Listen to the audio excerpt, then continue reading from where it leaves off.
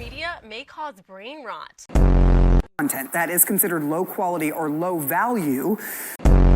We're taking a closer look at our phones, specifically TikTok. Feel bad. So can videos of things like talking toilets, kids are gonna get mad, skibbity this and skibbity that, really rot our brains?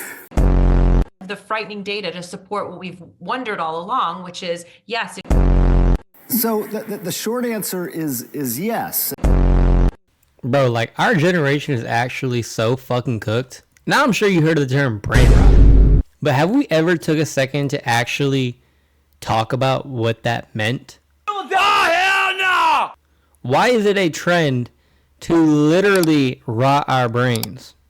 We have things like Italian brain rot, skibbity toilet, the Rizzler, things like this, while Chinese kids spend 16 hours a day doing schoolwork. And it's like half the stuff that's brain rot isn't even like funny. It's like stupid, low quality, 3-second clips.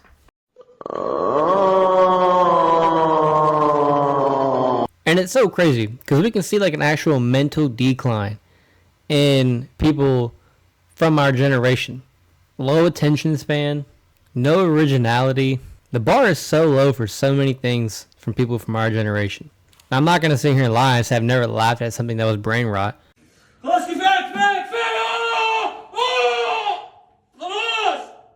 think we've all had a day where we've doom scrolled on TikTok and we've laughed at some things that were brain rot. Like, we've seen a recession of memes turn into just brain rot. We can thank AI for helping us with that. It's so easy just to type in a little text prompt and get the most AI generated brain rot that you could actually ever think of. What do you think if people from the 1800s or the 1700s would think if they saw this? I think they would actually throw us in Arkham Asylum. And how does one even come up with like brain rot? Like what? What I don't understand is how you post it and it goes viral and everybody just accepts the brain rot. Is there like standards for it? Stipulations, guidelines, procedures that you have to follow? Or is it just whatever hits? Now the newest brain rot is, like I said before, Italian brain rot, where you might have heard the audio on TikTok where it's like cappuccino ballerina. That's like the newest form of brain rot, and that's so stupid. Like, what? I miss when memes were actually like memes. Now, ever since I got my knee surgery and I can't leave the house whatsoever, I have been scrolling on TikTok a lot more. And I'm not going to lie, I actually feel like a mental recession from it. I was on summer break for about 2 weeks from college, but my college classes start up again today, actually. This was like the first day that I've actually felt like mentally challenged since my surgery. I can't even say that you get like a dopamine hit or like a serotonin rush from brain rot. Like, it doesn't actually satisfy anything. Now, obviously, I know there's like psychological things behind it, like the quick cuts, the flashy colors, the just sheer break of imagination that you wouldn't think of. Now, all these do play a part, but it still doesn't give you like a dopamine rush. It's even getting to the point where kids are starting to get brain rotted before they can even speak. Like Cocomelon. Have you actually seen the effects of Cocomelon on kids? Like, kids are starting to speak later in life than kids who don't watch Cocomelon. They're already having the attention span of a goldfish before they've even done their first homework assignment. These tablet and iPhone kids, I didn't even get a phone until like high school. I had like one of them little phones that slid out and then you had to press the button 3 to get to letter E 3 times before you finally clicked it. But there's clips of kids playing with like 3 different devices all at once. Now, I think it's just social media in general. There are some things that aren't even brain rot that are just stupid. I mean, I don't know. I don't know if you would consider some of these things like brain rot, like the Chromebook challenge. Like, who can destroy their Chromebook in school the most? Like, have y'all seen the video of that one kid literally catching on fire? Like, his Chromebook caught on fire at school. I've heard that, like, people are doing it so much that it's, like, getting headline attraction. Like, it's on the news now. Like, what are we doing? Like, there's no wonder why the U.S. lacks so much in education. And, like, I know I made a video about this, and it was a joke because I had my knee surgery.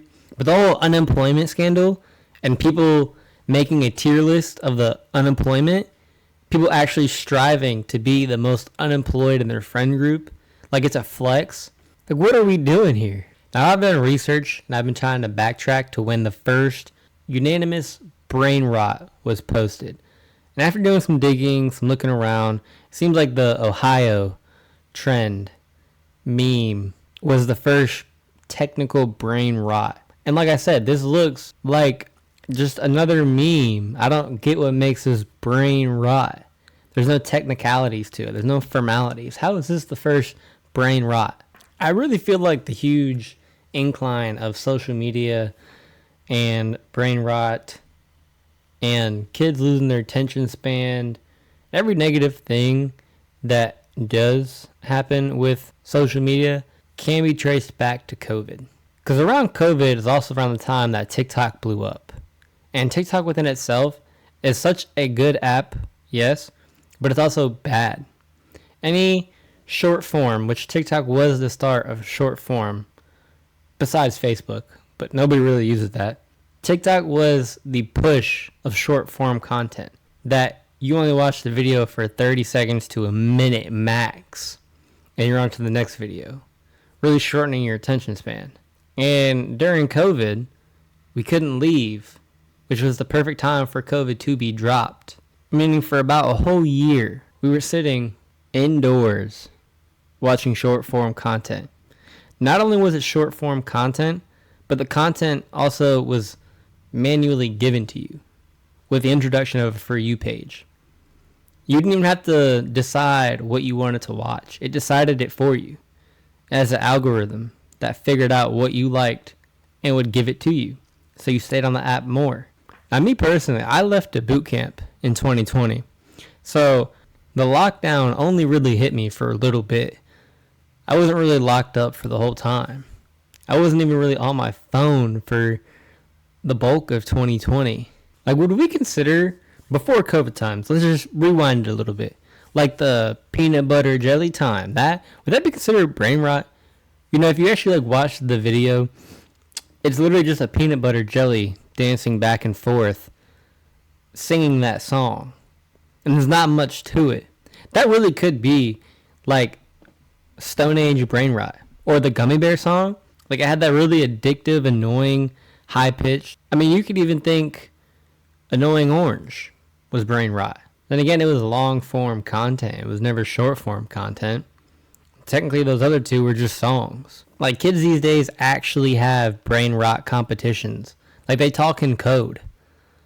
You don't understand what they're saying. There's a whole new lingo that was made by brain rot.